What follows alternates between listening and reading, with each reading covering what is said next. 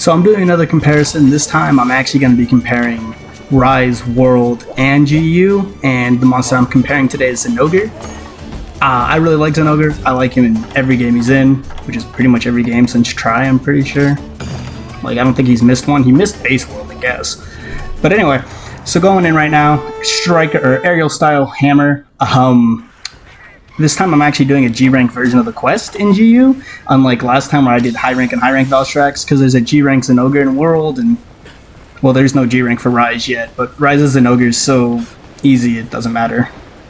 And I learned a very hard lesson in this hunt with Zinogre.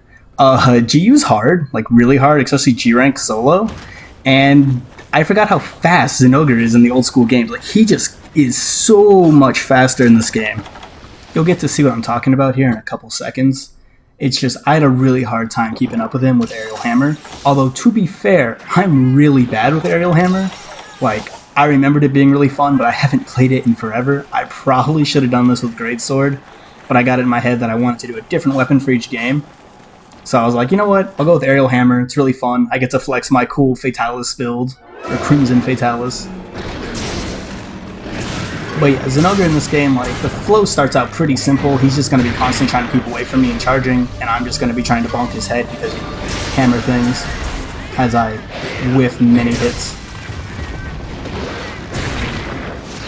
But that shoulder check is also insane on the Zinogre. I don't think he has it in World, or Rise, actually, but that shoulder check is fast, and he, like, will charge and cancel out of his charge and just hit you with that shoulder check, so you really got to watch out for it.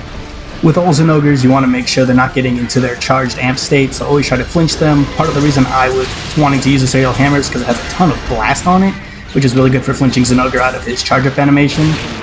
And I cannot stress it enough, when he gets charged in GU, he just gets so fast. Honestly, it was really fun, and while recording this and just kind of like comparing them back to back to back, just immediately, because I would just beat him, and like I essentially had to do a run, beat him, do another run.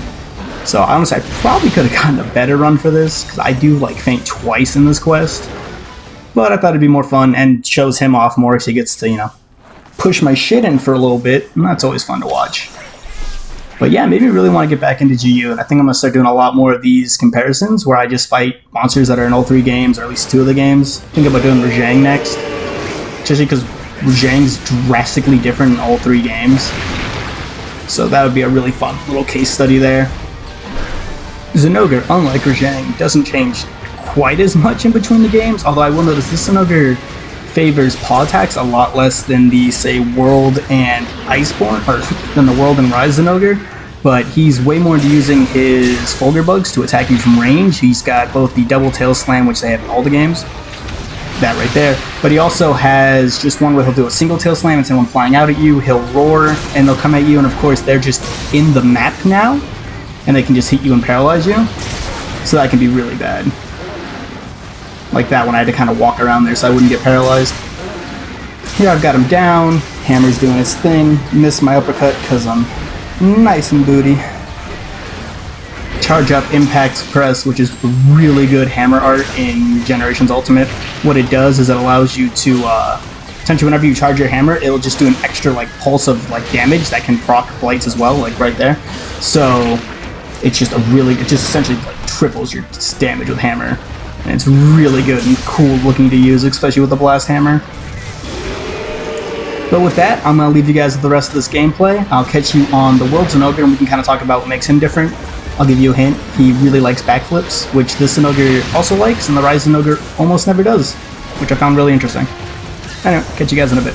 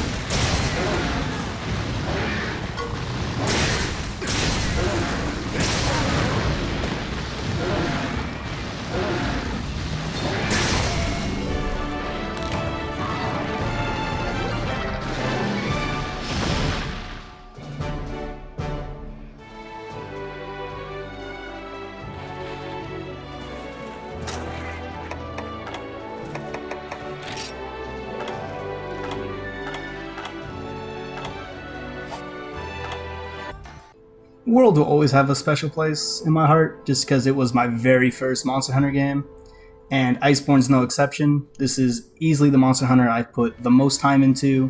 I've grinded the most. This is my original Xbox account, which I don't get to play on that much anymore because it's just running this game on an Xbox One original is very time consuming. Every quest takes genuinely a couple minutes to load in and out of, including Astera. It's horrible. But it's where I did most of my playtime. It's where all my good equipment is. And it's over level 100 on like my level 80 something PC account, which one day I'll finish grinding. But anyway, World Zinogre. He's bigger. And he doesn't, I guess he probably hits as hard. It's hard to compare because the armor I have in this game versus the armor I have in GU, while they're both endgame of World and Iceborne, you're just so powerful.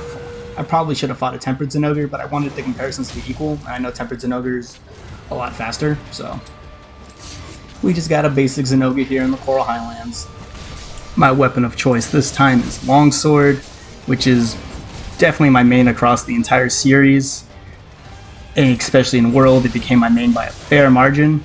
Not for lack of trying other weapons, it was actually one of the weapons I stumbled on almost really close to the end, and I didn't even really start playing till G rank, just because I was really into Charge Blade and Dual Blades and Great Sword for a really long time. But once G rank rolled around, I really started playing Longsword and fell in love with it, and then just started never ever stopping playing Longsword. And that's honestly because Longsword in World is just insanely fun. It's, in my opinion, the best version of Longsword. It's more powerful in Rise and more, I don't know, like counter heavy and flashy, I guess, but there's the weight and power behind how World feels and plays makes Longsword so much more satisfying. I feel like it's more of a dance in World, whereas in Rise it's more of just can you IE slash everything, which I mean, you can, and it's really fun, don't get me wrong, but I don't know, coming back and playing World's Longsword always just seems like the best. It's just the crispiest version of the weapon, in my opinion. World's version of Zinogre does a lot less keep away, unlike GU's version. Like, he's definitely a lot more in your face, and he's also way more into backflips and tail spins and landing on his back, the most of all of the Zinogres. Like, he is constantly flipping around. And, you know, at first, obviously, because Zinogre, technically I fought him first in GU, actually, but, like, World Zinogre for a while was my favorite version of Zinogre. But now that I fought him in both Rise and Generations Ultimate, I actually think he's my least favorite of the three. Like, Rise's Zinogre is pretty easy, but he's definitely actually the most, aggressive, just because a lot of the monsters in Rise are actually just really fast and aggressive. It just doesn't matter, because you're 10 times as fast, and every weapon's got counters, so you can just don't care. But yeah, Zinogre in this game, he's not the easiest. He can catch you up. He's got wide hitting hitboxes. He forces you to roll in and roll out a lot in this game, so you gotta really stay on your toes. But yeah, he's not too bad. My least favorite of the three, nowhere near a bad fight by any stretch of the imagination. It's just, I prefer a lot more of the swagger that he has in GU, and just the raw aggression he has in Rise. Like, World Zinogre has, the swag, but not like GU's. Like, GU's Zinogre will just eye you up, walk around, hit you with a tail ball from halfway across the map. Whereas this Zinogre just, I don't know, I didn't get the same vibes from him. Without a doubt, the best looking of all the Zinogres, although that's just because World's the best looking Monster Hunter game, especially for the more realistic art style. It's just he looks amazing in this game. He's also a little bigger than he is in the other two games. I noticed he's a lot smaller in the other games, but that's kind of true of a lot of monsters in World. They're just a little bigger on average. Other than that, his charge state in this game I don't find quite as intimidating until he gets to fully charged, because he has his basic where he's glowing, and then when he goes full glowing and the claws start glowing, he's fully amped. He actually does get pretty dangerous in there, and that's actually when he does start doing his paw attacks more in this game. Unlike, again, Rise and GU Zinogre, which will just do paw attacks, even with zero charge, like how he is right now. And tremors are fun, but that's another mechanic that's kind of unique to World, I guess. Not tremors, but just getting tremored by the environment like that, because it's whole living, breathing world idea. And at this point, I'm just going to let the gameplay speak for itself on what makes these Zinogres different. I'll catch you guys on the Rise side.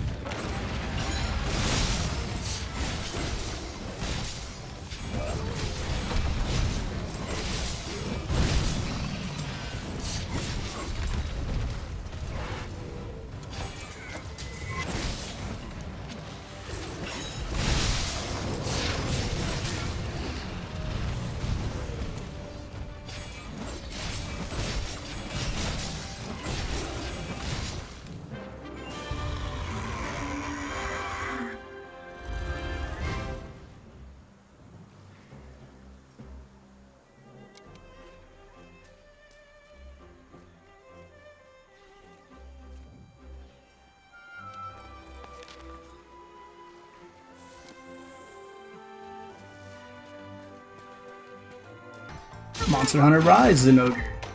Like I've been saying earlier, a lot of the monsters in Rise are just going to be a lot more aggressive, and they're going to hit faster and harder, just because you hit a lot faster and harder in this game. So it just kind of balances it out. A lot of people think this is the easiest game in the series. I kind of agree, but I don't think it's because the monsters were designed like poorly or made to be easier. I just think it's because once you really get the flow of this game down, you are extremely powerful in this game. Like, I really hope in the next Monster Hunter game, whether that's MH6, Rise Ultimate, however they do that, I really, really hope that like the hunter is a little more grounded. Obviously for Rise Ultimate, I want, you know, wire bugs, I want more wire arts, but I mean like the next big like entry, the next big mainline, I kind of hope the hunter's a little slower, a little less powerful, bring back a little more of the like intenseness of the dance. But that's just my opinion. Zinogre in this game is actually really fun, especially Thunderlord Zinogre, or Apex Zinogre. He's really cool. I almost fought him just because I thought he'd be a more fair comparison to like the G-rank versions in the other two games, but then I thought about it and not really, not for comparing base Zinogre, he's just a different beast entirely. So I whipped out the old Switch Axe, my tentacle main in this game, because it's really fun, especially once you start popping off a Switch Axe. Like Diving Wyvern is just a treat. And really good. I gotta use it. But yeah, I kind of already said what I need to say about Rise's Zinogre. I like the gameplay speaks for himself. He's the most aggressive, he loves paw attacks. He does a lot of the tail spam, kind of like GU Zinogre, but it's not as aggressive, and he's missing like 2 of the attacks that GU Zinogre has. Now granted, that could be because this is a high rank Zinogre, unlike the other two which are B rank Zinogres, but I have a feeling it's just more of a choice of Rise. Speaking of choices of Rise, this, believe it or not, wasn't a miniature gold crown. He's just a lot smaller in this game. And I almost like it a little more, because you're a little smaller too, but he just feels, especially when you like look at World and this back to back, he looks a lot smaller. But I kind of like it more. Makes him a little more realistic, I guess. This Zinogre also does the least amount of keep away, unlike the other two, and he'll just charge in your face. I don't know if that's the best decision. It makes it a little easier to flinch him out of it. He does, you know, back up and like come at you sometimes, but I did notice he's a lot more willing to just charge in front of your face. Whereas I think GU is the worst example, running away, where you just spend a lot of the hunt just running back to him, as like he charges and jumps away and charges and he gets full charge, and then he, you know, pushes your shit in for 18 minutes. But this Zinogre doesn't do it as much, although when he is about to get fully charged, he just needs a little more. I noticed he'll start doing it a lot more. Anyway, those are kind of just my off the top of my head unscripted thoughts about fighting them each back to back. Like I said, I just did one quest for each of them in each game, and that's kind of what the opinions I got. Obviously I fought them many times in each game beforehand, but overall that was the general consensus I came to. And if you're still watching, I'm curious as to why, but thank you, and drop this video a like. This was really fun to do, and I'm going to be doing this with a lot more monsters, so if you find this interesting, I'll probably script the next one, because doing this without a script is rough. But yeah, I'll see you guys there. Probably going to be Rejang.